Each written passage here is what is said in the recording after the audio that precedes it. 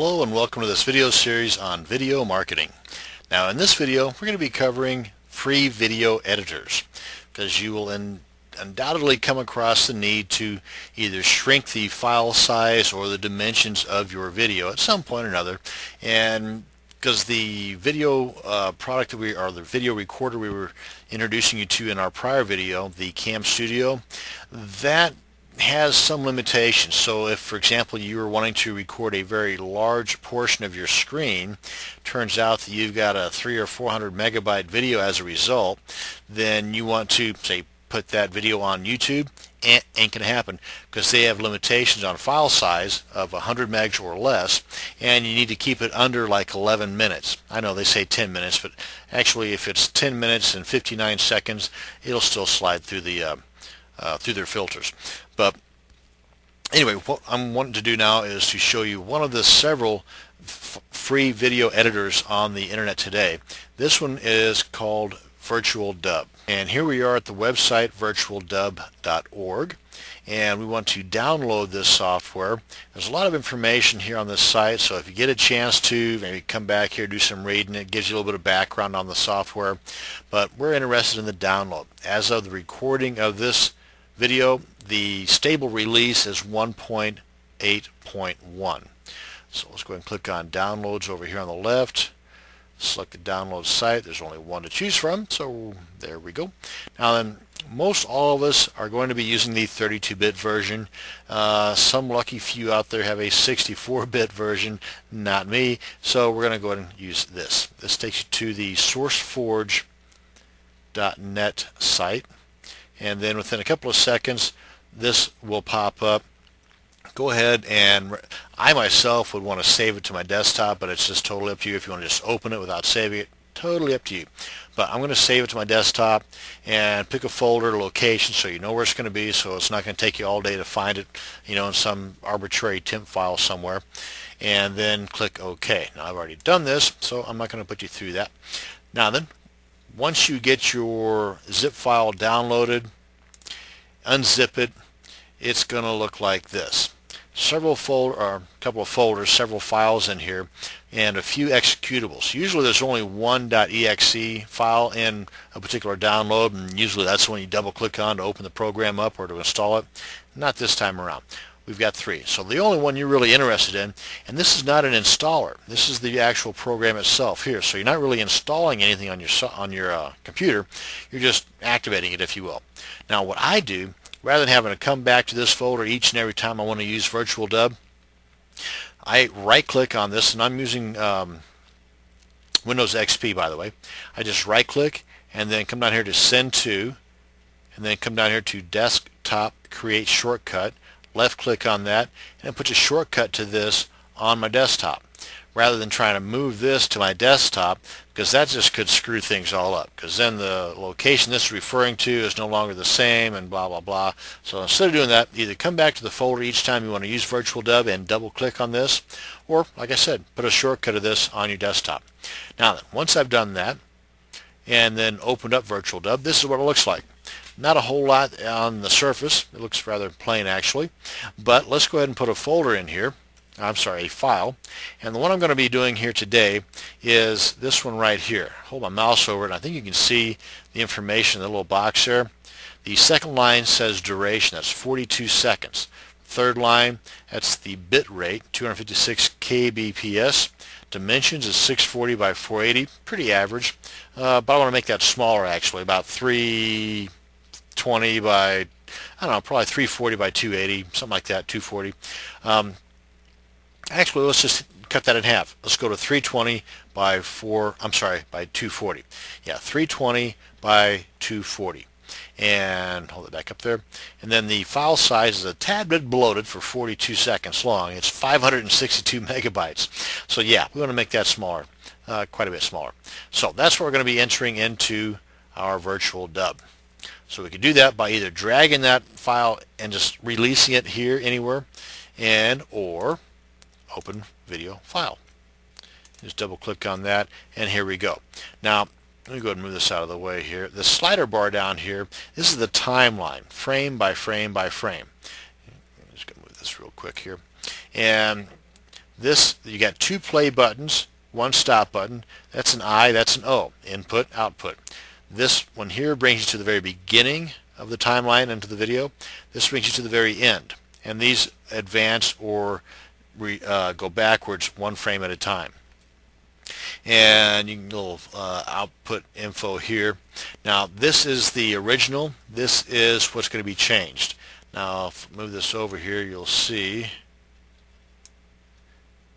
Okay, I just can't squeeze the entire output in here as it is. Now what we want to do is we want to make this file size smaller, and we want to make the dimensions smaller as well. Now to do that, we want to go to Video and Filters. Filters is just a whole bunch of different tools that you can use to manipulate the output file. And in this case, these are the two we're going to be using, the Resize and the Sharpen. Now where do you get these? Well, go to Add, and there's a bunch of them here. Now you can also add additional filters. If you do a search on your search engine for virtual dub filters, you'll probably come across a bunch of them. A few package type deals where there's groups of or packages of several filters that you can install. But one I wanted to mention is, okay, the Resize and the Sharpen are those we're going to be using, but you can also use like logo, for example. And if you've got a image created of, say, for example, your URL or your domain name, then you can just use logo. Click on that, hit OK, and wherever your logo image is stored, just pull that in. You can change, this is location, top left, top center, top right, and you can offset it. The X and Y offsets, that's the location. Like for example, it might be down here, and if you put this at say 30 and that's 0, then that might put it over here or over here. Just play around with it.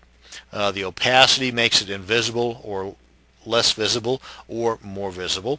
And this is something, you can just click on that for a preview. This is something that I would suggest doing to any and all videos you're going to put on video hosting sites such as YouTube, Rever, and there's a gazillion other ones out there too. But you can create your logo image on Paint, for example, which is the freebie you get with Windows software. Or if you want to go a little bit further, you can use GIMP, that's free. And that's kind of like a Photoshop clone. Or if you've got Photoshop, by all means use Photoshop as well. But that's the logo. I just wanted to point that out to you. But we're going to be using the Resize and the Sharpen. Now the Sharpen is mainly to remove any blurs that take place by you resizing. But we're going to resize first to, we're going to make that smaller.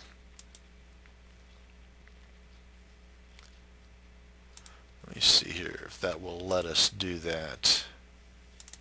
Yeah, I just double clicked on that.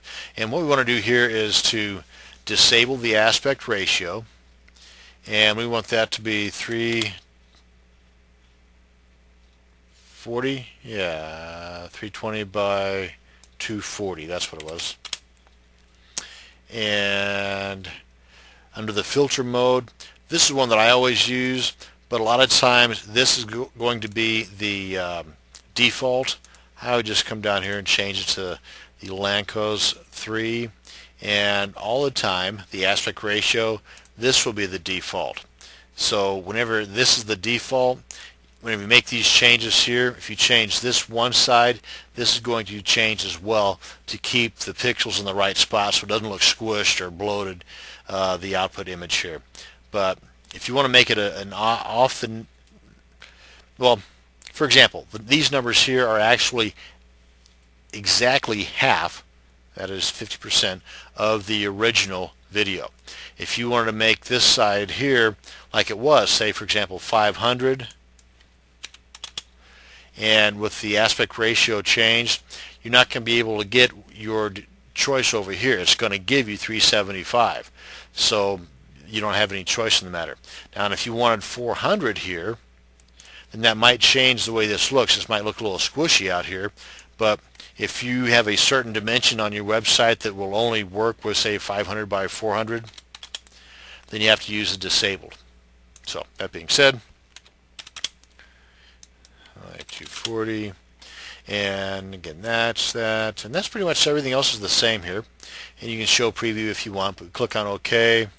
And then if you want to click on sharpen, double click, and you can adjust the less blur or less sharpening, or the more sharp or less blur. And now, of course, the closer to the maximum, the larger this number is, then the larger the file size is. But click on that, and then click on OK. And you see right here, it changed the size of the video. Now we've got the dimensions changed. Now let's change the size from 500 some odd, 560 megs to a little bit less. We go to Video, make sure full processing mode is ticked, then come to compression, and a few codecs in here. This is representative of what you have on your system, I believe. Now then, for example, if you do not have the Cam Studio Lossless codec on your choices here, then you can either go to, for example, camstudio.org and get it, or you can use one of the others that are available on this by default. One that you're going to find more times than not is the XVID. Now, of course, if you don't do anything on here, I believe the uncompressed is the default, and that's where you're going to find a fat file. I mean, that's where you're going to get this guy that's currently 500 megs, 42 seconds. It'll be 42 seconds and a couple of gigs. I'm not kidding. But anyway, what we want to do then is use XVID. That's going to be more than likely the default, or not so much the default, but that's going to be installed automatically on all of this, out of all of these, if that makes sense. In other words, if you don't have the DivX, we can go to divx.com and download the latest version. If you don't have the Cinepak codecs, you can go and do a search. I believe that's going to be a package of codecs. But anyway, enough of that. We're going to go ahead and use the XVID MPEG-4 codec because that's pretty popular. And it will reduce the file size a great deal without, by the way, losing any of the quality. I didn't mention that earlier, but we want to reduce the file size here without reducing the quality. I figured that was obvious. But after you clicked on this, go to Configure. And if you've got something other than what this says, change it to this. Make sure this in this drop-down arrow box is AS at L5.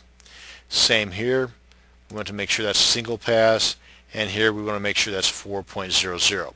And you can alter this by the slider bar here, or by simply typing in the numbers here. Then everything else should be fine and left alone. Click on OK. Click on OK. And click on File, Save as AVI, and we're going to make sure, just so we know the difference between these two, put a B in here. So the smaller changed version will be 2B, the original will just have the 2.